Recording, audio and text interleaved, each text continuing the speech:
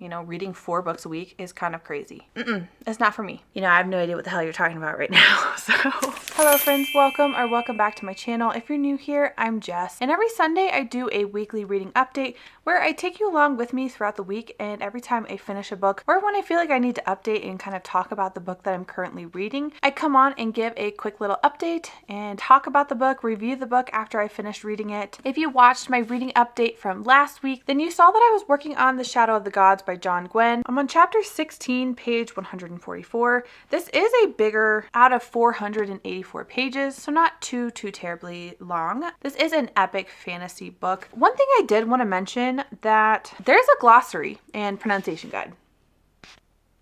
So I love that. There's also a map in the beginning to reference where you are. So this book follows 3 perspectives. One perspective is from a former thrall, which is a slave. He's trying to work his way into these mercenaries called the Bloodsworn, and you have to have some sort of combat experience, and that's what he is working on. That follows Varg. Then we have Orca. She is a huntress. She has a husband. She has a 10-year-old little boy. And then we follow Elvar. She is the noblewoman trying to pursue battle fame, trying to work her way up in the ranks, and I'm really enjoying this book. I will say I was a little skeptical going into this. I had been wanting to read it, but I really haven't read too many epic fantasies. I've played video games that are kind of similar to this, like if you've played Skyrim. This is very similar. There are some other magical creatures in it, but this world takes place after the gods have destroyed each other and almost destroyed the world, so they're trying to rebuild. There's talk of war. So far, like I said, I'm really enjoying it. I'm not quite halfway through. I'm just under halfway through. We're reading this physically. I got an arc last week from this author. She had reached out to me on Instagram, so I signed up to receive her arc. So I am reading Ravenminder by Lindsay Cummings. She's wrote other things before, but nothing that I have read personally. I was very intrigued by the way she described it. I'm really not that far into it. I'm only on chapter 3, and this arc doesn't have any page numbers to it. My only thing is some of the dialogue is like single apostrophes,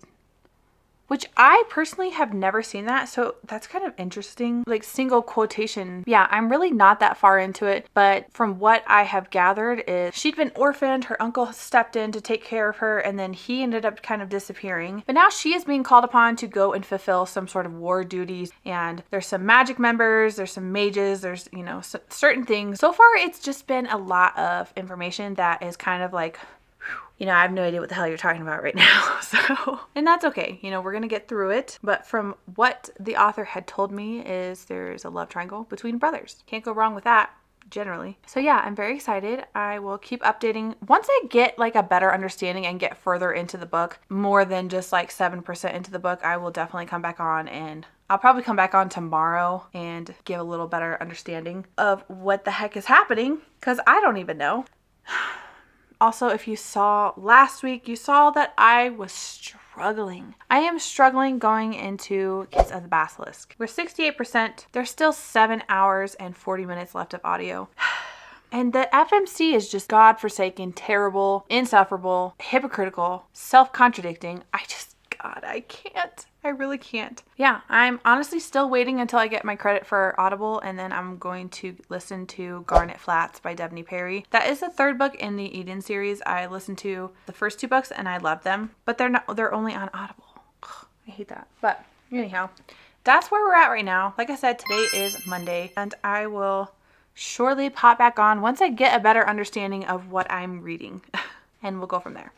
Today is Wednesday. I have yet to finish a book. However, I did want to come on and kind of update. I've stopped listening to Kiss of the Basilisk. I stopped listening to it yesterday. I tried. Y'all, I tried. That book is just not for me. And the spice itself doesn't bother me. Yes, it is very unhinged, and the whole book essentially is just romance and spice driven, but I cannot do it anymore. I am 76% of the way. I have 5 hours and 47 minutes remaining, and I cannot do any more. I cannot. The FMC is literally giving me whiplash. In 1 minute, she wants pity, and she's like, oh, I'm just a measly human amongst all these, other things. But then she gets mad because people are like, well, yeah, you're a human. Well, I'm not just a human, oh my gosh, girl. I just don't care. I don't care enough about the story. The FMC is going to drive me insane. It's not for me. you know? And if it was for you, then good, I'm glad it worked out. I really am. I cannot put myself through another second of it. I cannot. But I did want to update. I'm still reading Ravenminder. Now I'm kind of like at a point where I kind of understand more what is happening. So I am chapter 17. This arc doesn't have like page numbers. I'm chapter 17. I can understand a little bit more what's going on. I am 39% of the way. I feel like it didn't start to click for me until like 15 to 17% of the way. But this book follows Azer. She is a Ravenminder. She's locked up in this tower and her main job is to take care of these ravens. And her parents were eliminated and her uncle, he was the one taking care of her. When he was drafted into the war to be a Ravenminder within the city, her and her uncle had lived on the outskirts. She's kind of been isolated away from everybody else up until where we meet one of our MMCs, because there are two.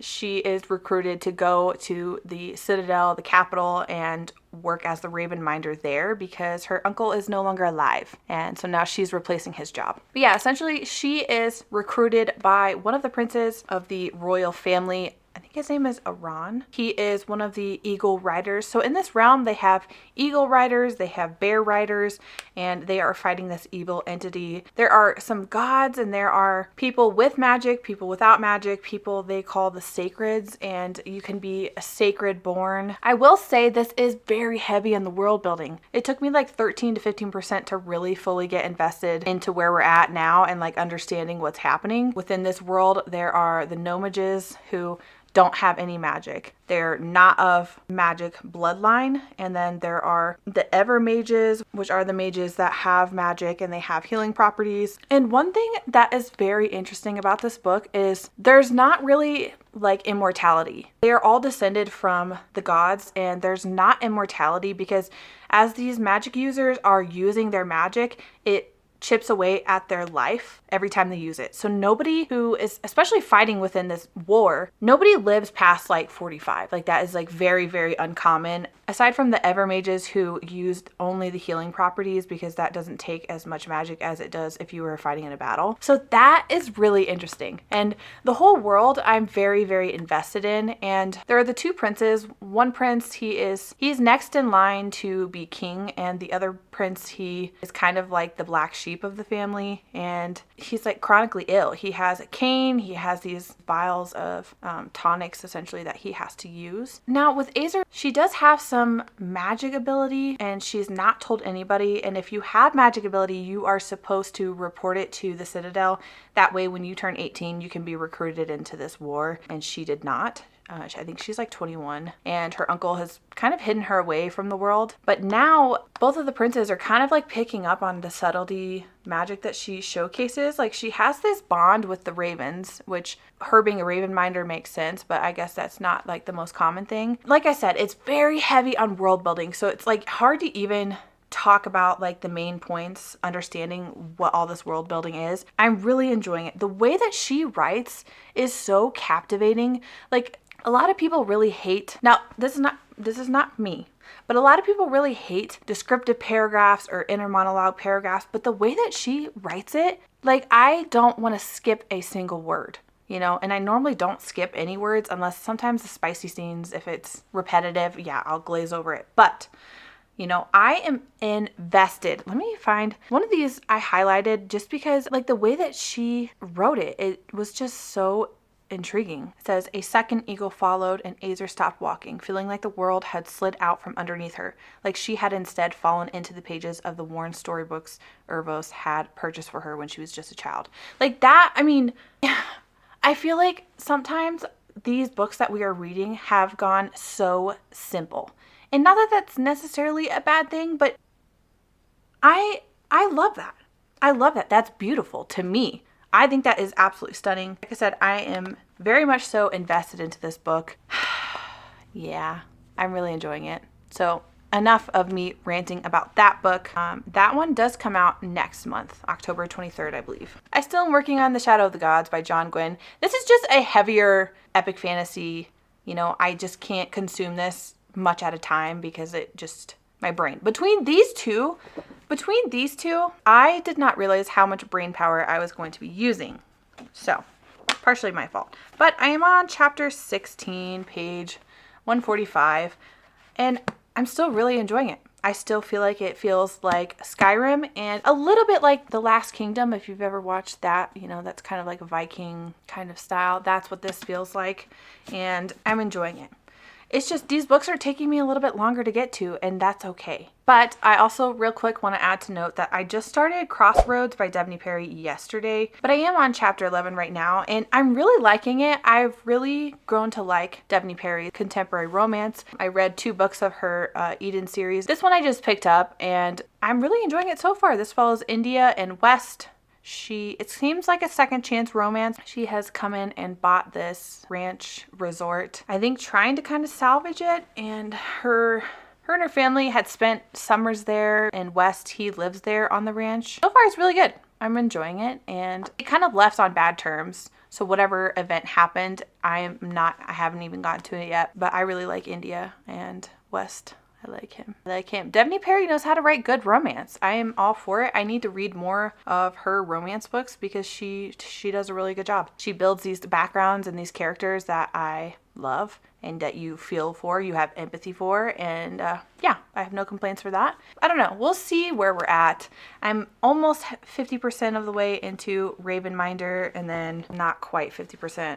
Like a third of the way. It's just a little bit of a slower week, and you know, that's okay. You know, reading 4 books a week is kind of crazy, even with audiobooks in between. But anyhow, that's where we're at for right now, so I will see you soon with an update or when I finish a book. Hello friends, today is Saturday, and yesterday I ended up finishing Crossroads by Devney Perry and Ravenminder by Lindsay Cummings. I don't know that I really went into too much detail about Crossroads, but essentially that is a small town ranch kind of cowboy romance. The setting is in Montana, and let me tell you, all of the Devney Perry contemporary romance books that I've read so far have been set in Montana, and I want to go to Montana so bad. These books are making me want to go even more, and it just sounds like so much fun and so scenic and beautiful, and I want to go now even more. But Crossroads is dual point of view, and it is dual narrated. I think it's only available on Audible, but it is on Kindle Unlimited. It is spicy. Yeah, there are like several very descriptive open door spicy scenes. This follows our FMC India and our MMC West. They had known each other since they were kids.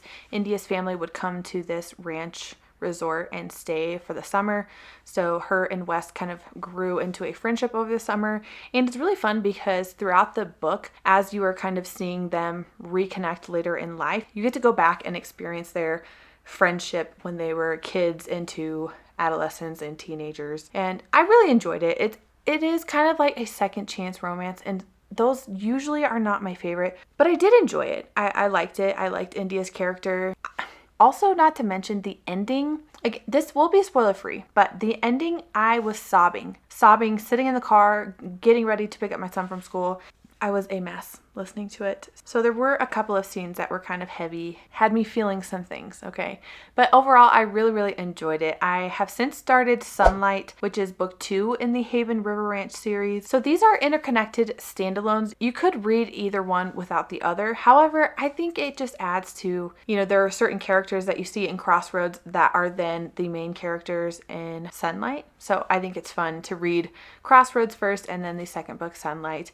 And Sunlight follows Jax, who is West's younger brother. So this series does follow the Haven boys. And I gotta say, I'm almost liking Sunlight more because Jax is so funny. His like inner monologue, his banter between our FMC Sasha is so funny. I love it. I'm on chapter 11. It says I have 3 hours and 40 minutes left of this audiobook, and I'm really loving it. It's so much fun. And then I did also finish my e-arc Ravenminder by Lindsay Cummings. That one is very, very plot forward. The romance is the subplot, and there are no spicy scenes whatsoever. It does have some darker themes within it, but it is spice free, and the romance is very, very much the subplot. Even though it is a love triangle between twin brothers, the cliffhangers at the end, I did kind of see a couple of them, not in a most obvious way, but I think the foreshadowing was subtle enough that I wasn't like, oh my gosh, of course, you know, this is what's happening. But yeah, I really did enjoy that. They have the Rafans, which are the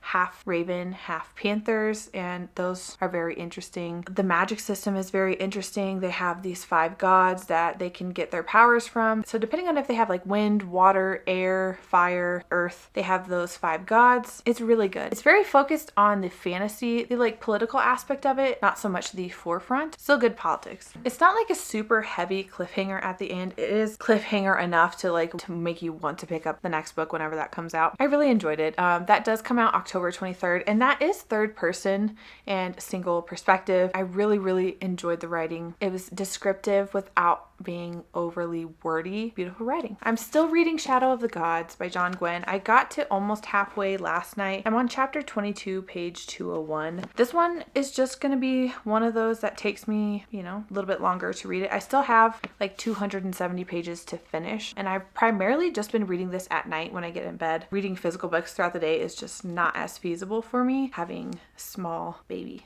But yeah, still really enjoying that. Still very much feels like Skyrim and almost like The Last Kingdom, if you've watched that show. A little bit of the Viking, like Norse mythology, and that is similar into this.